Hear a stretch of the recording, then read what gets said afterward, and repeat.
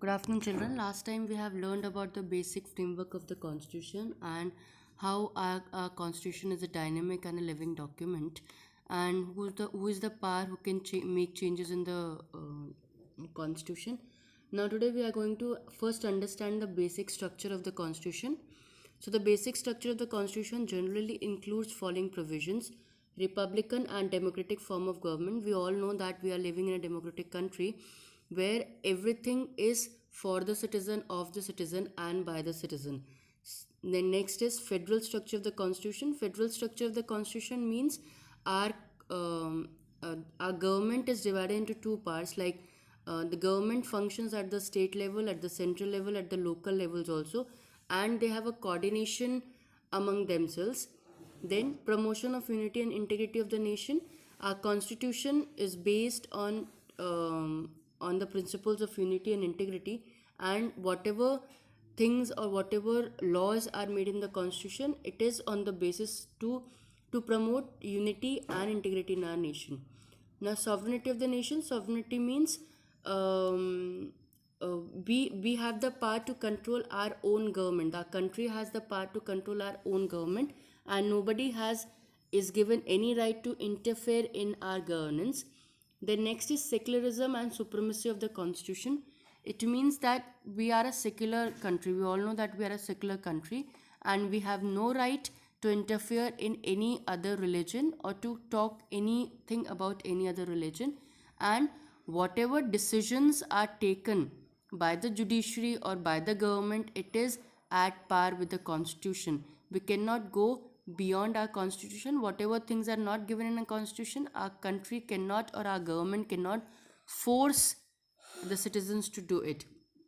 Now let's come to the second part of this. That is, second point is significant judicial decisions.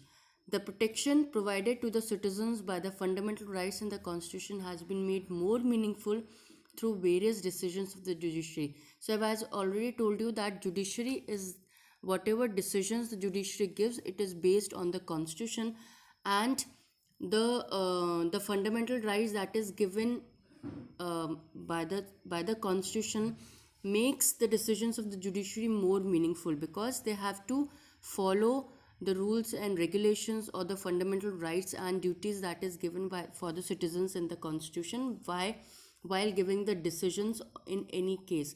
Some of the important subjects on which the court has given judgments include rights of children, protection of human rights, protection of the honor and dignity of women, individual freedom, and tribal empowerment. So whatever other, apart from the judgment that is given on rights, fundamental rights and duties, there are other judgments which are given by the court which deals with rights of the children, protection of the human rights, protection the honor and dignity of the women. So whenever any case that is based on child is based on child, or is based on human rights, or is based on human dignity, then they have to follow what are provisions given in the constitution. And for empowering the individual freedom also, they have to follow the constitution. And for empowering the tribal people also, these people are also the part of our country. So to make them more empowered, to give them all the facilities that they should have, it is done on it is done whenever the decision is given by the judiciary, it is done according to the constitution. These efforts have made the political process in India more mature.